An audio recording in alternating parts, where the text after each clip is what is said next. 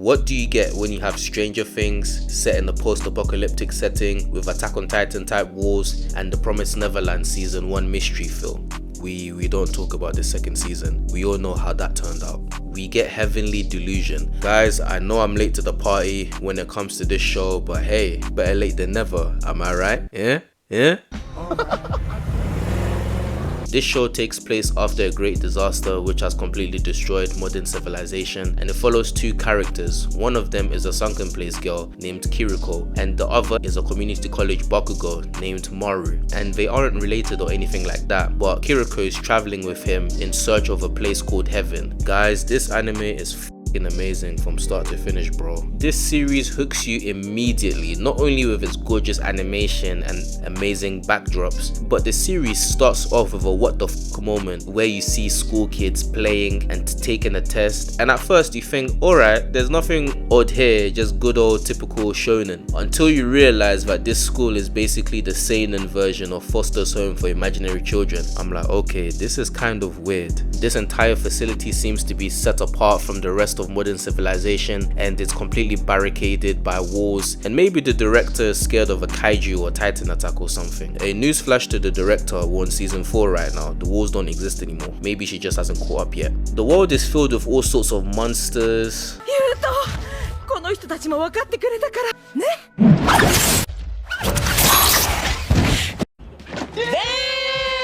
There's a mysterious disease being spread and you just don't know what the hell is going on. But guys, trust me, that's just the tip of the iceberg, and this iceberg is deep. One thing that this anime does very well, especially with this type of setting, is that through episodes 1 to 13, we don't get any solid information about what exactly happened that caused the great disaster in the first place.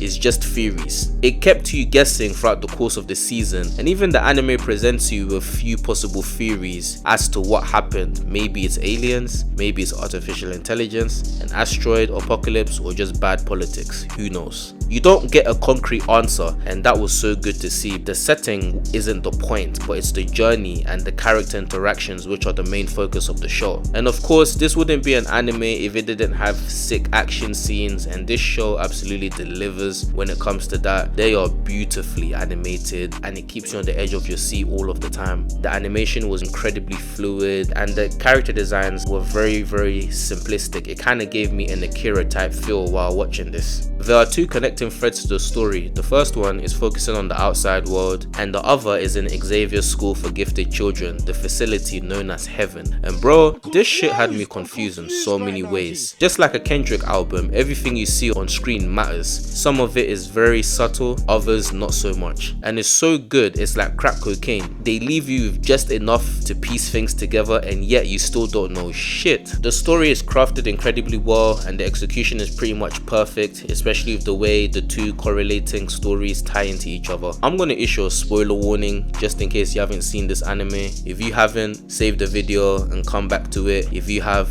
hey, how you doing? Listen man, I'm not a manga reader or anything, but I'm just a brother with too much time on his hands.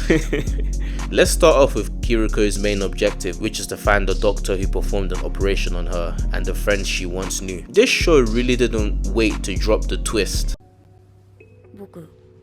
この体は女なんだけど、こっちのつまり脳みそが男なんだ。 What do you mean by that? The doctor performed a brain switching surgery on Kiriko on some Get Out type shit by placing the brain of a boy named Haruki into the body of his sister Kiriko. I had no idea this was going to be a huge controversy, but come on man, now some of you guys are acting like you've never seen this in an anime or manga before. In the Heaven facility, we're introduced to the character of Dr. Sawatari, and at first when watching it you're thinking it's just some regular dude, but then you learn that this dude can do brain transplants. And also, when the facility is mysteriously attacked, the doctor got a head injury and used a tie to wrap it, probably to hide that deep ass scar on his forehead. So my guess is that the events at the academy take place in the past before the great disaster, because Haruki and his sister seem to be born after disaster happened. And what cements this theory even more is the scene at the end with the super kids on the boat to the city. And if you ask me, the city doesn't look desolate or anything like that, does it? And moving on to Maru, he is definitely one of the Incredibles. He has this ability ability called the Mori touch, which can allow him to enter some spiritual world inside of the monster, allowing him to kill it. And he's the only one who can use this ability on the outside world. And when you look at the kids in Takahara Academy, they all have unique powers ranging from clairvoyance to telekinesis. And I'm not gonna lie, this kid over here freaked me the fuck out when I saw it. If I was one of those teachers there, I would have had some holy water on me at all times. The power of prayer works, guys, I'm telling you right now. But it's this character here, Tokyo, who's the most interesting of them all. Not only does she look like Maru, but Maru is searching for heaven to find someone who looks just like him. Tokyo ends up screwing this guy and she ends up giving birth to a child, but turns out she gave birth to twins. Boy, ain't no way, boy. Boy, ain't no way, boy. Boy, ain't no way, boy. It sure is. The twins got separated when the facility got attacked or destroyed. Whoever Maru's looking for, it's either Tokyo or his twin brother or sister. Like, this anime really tried to twist you up by making you think they're siblings the entire time. Naughty, naughty, you teasing me, you naughty, naughty.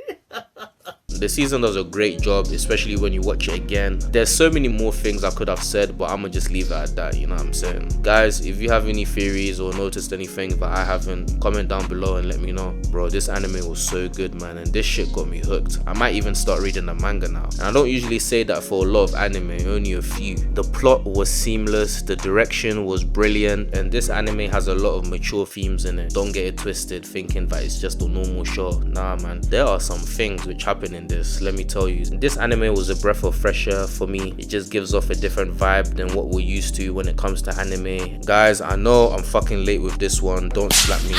I think I'm gonna start making more videos like this to catch up on anime that I missed or couldn't fit into my schedule. There's a lot of good anime which came out because of time and stuff like that. I wasn't able to review it. If this is the type of content you enjoy, please like, share and subscribe. Check out the channel, and as always, thank you for taking out the time to watch this video. Stay blessed.